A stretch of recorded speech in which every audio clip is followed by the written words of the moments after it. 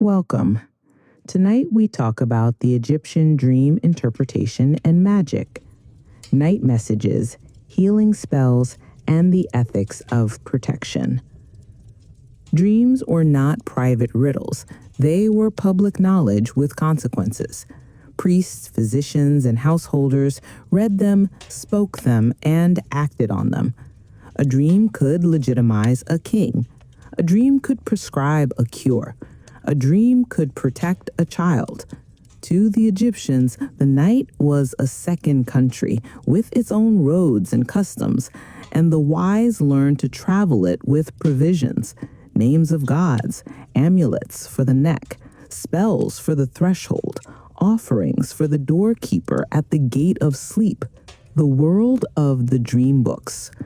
The most famous dream manual comes to us from the Ramesside age, a hieratic papyrus, often called the dream book. Each entry follows a pattern, the image seen, a verdict, good or bad, and a meaning. To look out of a window, good, it means the hearing of one's cry. To see oneself dead, good, it means a long life. The pairing of paradox and practicality is deliberate. Dreams invert, yet reveal. Another corpus, copied many centuries later in Demotic, preserves similar lists of images and outcomes. Why lists? Because Egypt valued order. The same impulse that aligned temples to stars aligned dream images to outcomes. The dream book is a toolbox. Its craft is association. Its ethic is mot, balance, truth, proportion applied to the unstable medium of sleep. The scribe's columns turn the flood of the nocturnal mind into irrigation channels, not to prevent the flood, but to make it useful. Kingship by night, the dream that made a pharaoh. Now picture the young Thutmose lying in the heat by the Sphinx.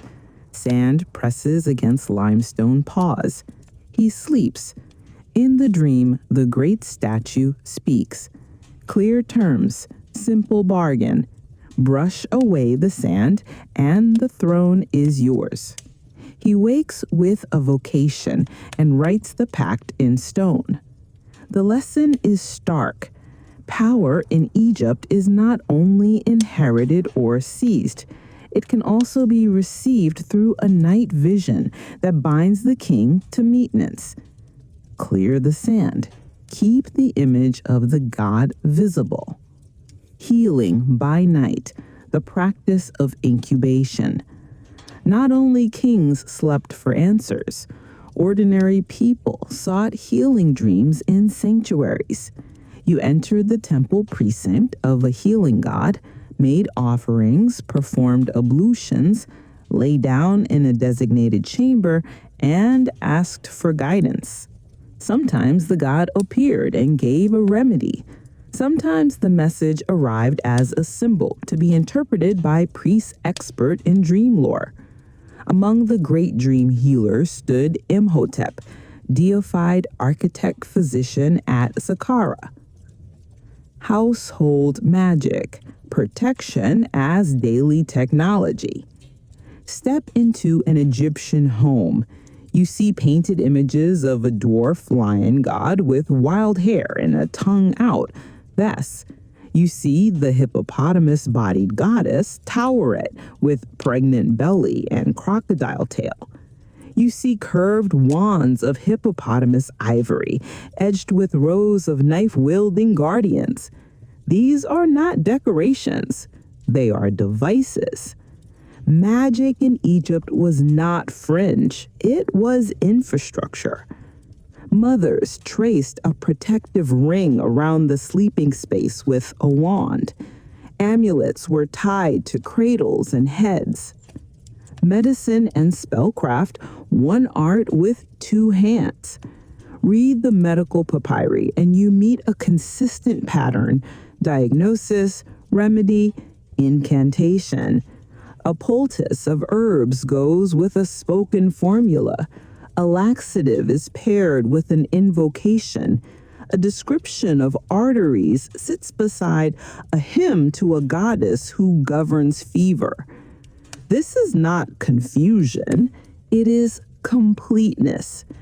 Egyptians treated illness as both physical disruption and spiritual breach.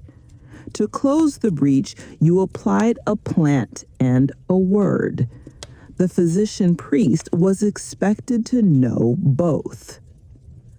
Oracles you could wear. Another technology of protection took the form of portable decrees. Priests wrote divine promises on slender strips of papyrus, declarations of safeguarding, prosperity, long life, rolled them tight, sealed them in tiny cases, and placed them on cords to wear around your neck. These oracular amuletic decrees were official temple products, not secret tinkering. You did not just hope for safety. You wore the god's verdict on your chest like a legal document. When dangers multiplied, these texts multiplied. Bess and the Theater of Night. Return to Bess, the house guardian whose face stares straight out of time. In later centuries, his culted Abydos produced dream oracles. People slept in his precinct and woke with answers. Drums, dance, and ritual might have prepared the mind for the god's appearance. Some scholars argue that certain vessels associated with Bess held plant infusions that altered consciousness. Whether or not every detail is proven, the pattern is clear. The household protector scaled up to public oracle. Why treat dreams as real? Because dreams have effects. Dreams shape decisions, and decisions shape the world. The Egyptians assumed that meaning leaks into night the way the Nile seeps into fields. The premise is operational, not sentimental. If a dream helps you spot a danger early, it has saved grain, labor, and grief. If a dream repeats a warning, it deserves an audience. If a dream contradicts your pride, consider that it might be a god preserving you from your own momentum. Egypt's night logic runs on 5 axioms. First, names are tools. To name the fear is to reduce its field. Learn the names of your problems, their parts, their tinings, their triggers. In the Duat stories, you pass each gate by speaking its keeper's true name. Do the same with your stressors. Second, boundaries protect. Just as the god Shu holds sky off the earth to create breathable space, create margins around your sleep. No bright light, no last-minute argument. Guard the threshold of the bedroom with a ritual, a word, a prayer, a stretch, a lamp put out deliberately. Third, protection is layered. Do not rely on one defense. Egyptians used amulets, wands, spoken spells, house gods, and temple decrees. In modern practice, lock the doors, plan the week, speak kindly at dinner, limit intoxicants, keep a journal. Each layer catches different failures. Fourth, healing is mixed. Use the herb and the word. Use therapy and ritual. Use medicine and meaning. Illness is not only chemical, it is also a story. Change the chemistry and edit the story. Fifth, dawn is a contract. If you sleep with intention, asking for correction, clarification, or courage, rise with a plan. Write what you are shown. Choose one action that honors it. The sun returns because the crew rose through the night. Make effort the signature of your belief. Field notes from the Dream Book. Style. A dream atlas is both strange and familiar. It pairs what you saw with what you should do. Use the following patterns as prompts for your own work, without superstition, with discipline. If you see yourself looking out of a window, pronounce your petition again. The request has been heard. Follow through by clarifying it aloud upon waking. If you see yourself dead, conserve your energy. The symbol promises longevity. Behave accordingly. Plan for a long road. If you see crocodiles, watch the boundaries of your home and work. Review security, contracts, passwords. If you drink clear water, expect relief after heat.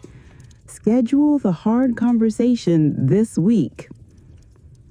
If you walk backward, reverse one recent decision and test the outcome on a small scale.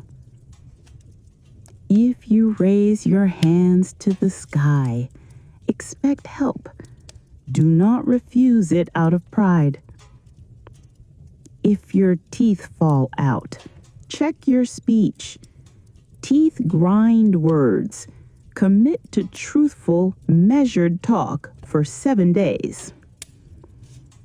If you see a lion in your house, do not brag. Channel force into maintenance. Fix what is broken before starting what is new. If you see a snake cut in pieces, a threat has been neutralized. Remove its remnants. Close the loop. Dreams and justice. Egypt linked private visions to public ethics. The heart, weighed against a feather, must be light at dawn. Dreams can help or hinder this balance. If a dream reveals a fault, cruelty in a sentence, laziness in a task, correct it before night returns. That is both piety and practicality. A heavy heart rows poorly. A light heart rows all night. The connection between magic and morality is narrow here. Protective spells that ignore justice become brittle. Justice without protection becomes naive. Rituals for the threshold. Adopt a simple sequence that respects the old craft while using modern means. Purify. Wash hands and face. Acknowledge the day. Name one thing you release. Inscribe. On paper, write a focused request. Guidance for a decision, healing for a relationship, courage for a task. Fold the paper and place it by the bed. Protect. Choose a tangible object as a stand-in for an amulet, a ring, a stone, a carved token. Touch it and speak your intention. Invoke. In your tradition or none, address what you call the source of wisdom. Use a short formula. Consistency is power. Record. On waking, write without editing for 5 minutes. Title the entry, "If a person sees," an homage to the old books. Then translate image to act. Mothers, children, and the night watch. Much of Egyptian magic is tender work. keeping babies safe, guarding pregnancies, easing fevers. That focus is instructive. Protection begins with the vulnerable. Keep ward over those who cannot watch for themselves.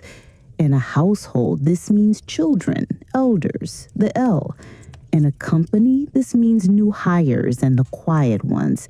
In a city, this means those whose work is unseen. If you want a moral north, start with the cradle. That is why Bess glares into where it smiles with teeth. Skepticism and use. What if you are skeptical? Good. Egypt was practical. Keep the parts that are demonstrably useful. Dreams are free data. Journals are cheap. Better sleep improves mood, immunity, and judgment.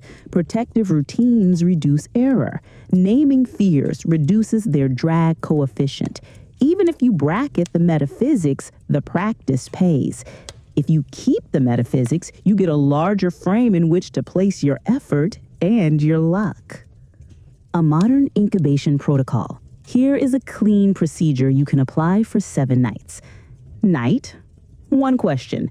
Write it twice. Place it under your pillow. Darken the room. No screens for 30 minutes. Read a short passage that stays you. Threshold, 1-sentence invocation. For example, grant me a clear image for wise action.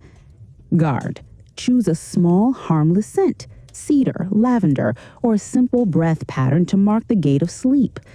Morning, write immediately, 3 lines minimum. Circle verbs. Extract 1 actionable step. Do it the same day.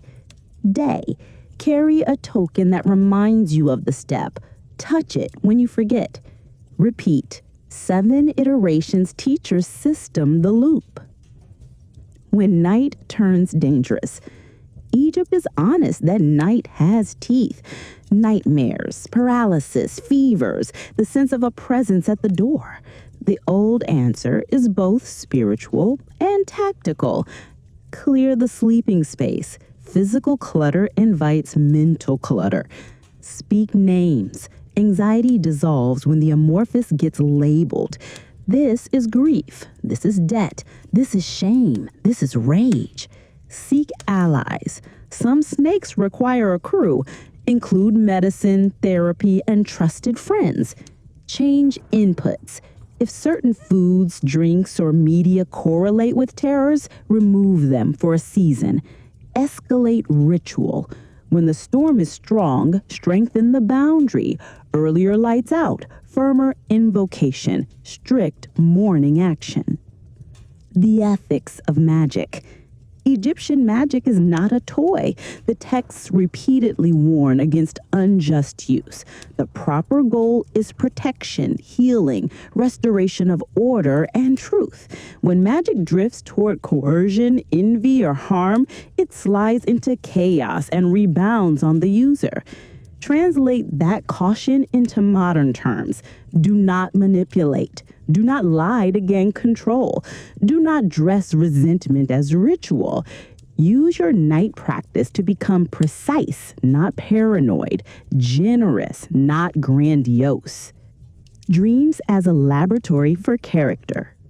The characters of the night, the friend who betrays, the stranger who guides, the child you forgot, are teachers. Ask 3 questions of any powerful dream. What is the warning? What is the invitation? What is the smallest courageous act I can take before noon? This keeps dreams from becoming a self-enclosed theater. Egypt did not stop at interpretation. Egypt moved. Dream, diagnose, do. Before sleep, you may speak as the ancients did, briefly and with purpose. Watch, O guardians of the threshold. Let my house be a safe house. Let my heart be light. If there is a message, make it plain. If there is a danger, name it. If there is a cure, show it. I will arise and do what is shown.